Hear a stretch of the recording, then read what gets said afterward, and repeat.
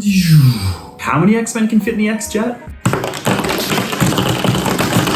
I was a child of the 90s, and obviously a massive fan of the X-Men cartoon. So you know when I heard Lego was putting out the X-Jet, I could not wait to get this kit and put it straight together. Now I love Lego spaceships, and I built a few spaceships in my time.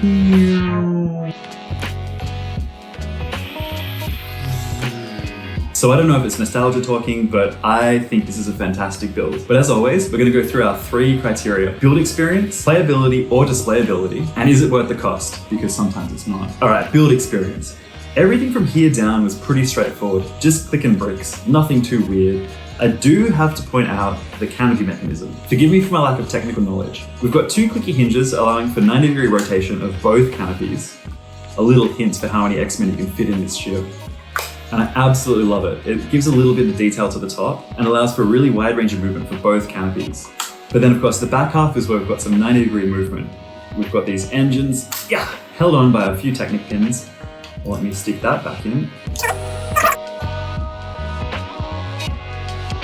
Shorten that. There we go. We've got some more interesting angles for these fins, utilizing these clips. I think that's really cool, getting that iconic X-Wing shape. Now, despite this 90-degree sort of turn, the build experience is nothing to write home about, but it does result in a really solid, robust spaceship. It's got a bit of weight to it, and it feels like it's not going to break in your hand. It's a good build, and it took about an hour with Amy and I having a chat. Playability or displayability? This model has heaps of playability. Obviously, like I mentioned before, we've got the 2 opening canopies, so we can stick a bunch of X-Men in here. Did you guess how many we can fit? Now, the rear canopy does a little job of covering up these storage containers, which on the box, we've got Magneto capturing the storage containers. So obviously they hold something of value. What I've put in them is the studs for the stud shooters. We've got 2 stud shooters up front. One misfire. Now we've got a convenient place to store our studs after firing them off across the room. The set comes with 8 studs and 1 spare, so I guess 9 studs, and they all fit in these 2 storage containers that slot in and then are kept in secure by the canopy. Now, the second shooter we've got is out back. We've got a couple of the flick style shooters. I'm really showing just how well I know Lego terms. Please, someone let me know in the comments what these are actually called. But I love these. They're great. But now I've lost them forever. So now, of course, because of the solid build of the ship, it's got some great swishability. I know for a fact that is a technical term. Check this out. It's not going anywhere. Solid ship. Good sturdy build. Oop. If you do that, you may lose your studs. Displayability is great as well, because this would look sick being displayed on a shelf with the rest of your X-Men collection or any other spaceships you might have.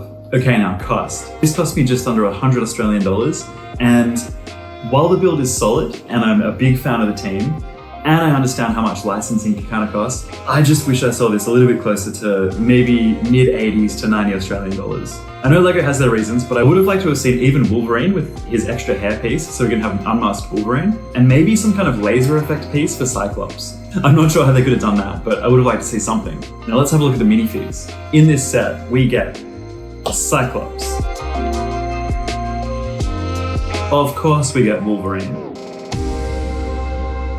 Magneto. Now I haven't seen any of X-Men 97, but this is obviously a different costume from the normal Magneto getup.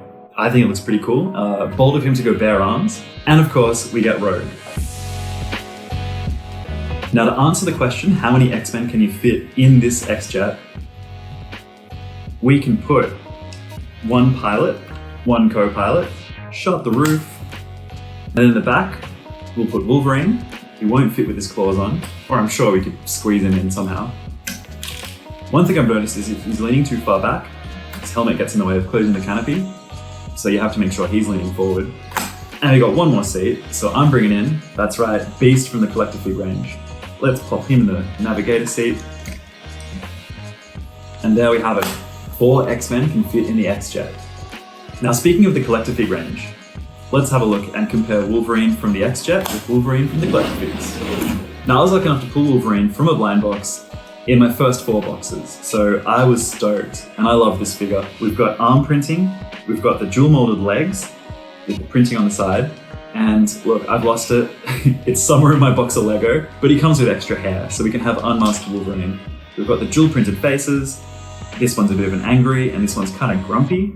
On the other hand, X-Men that comes with the X-Jet doesn't have the arm printing, has single molded legs, just with the printing on the front, doesn't come with extra hair, But I do like his face. This one's kind of grinning like he's doing some extreme sports or something. And this one's kind of a cocky look, you know, get that classic cocky Wolverine. So that's what I mean. For the price, I would have liked to have seen at least an extra hairpiece. We need unmasked Wolverine sometimes. But there we have it, the X-Men X-Jet. Maybe a little too expensive, but the build process was great. The playability is excellent. Love the minifigs. Technically, this is a 2024 set, but this is my final build for 2023, and I love it. Absolutely recommend it if you're an X-Men fan, if you're a spaceship fan, and if you can find it on special, even better. Thanks for watching, guys. Don't forget to like, subscribe, check us out on Instagram, and I'll see you next time.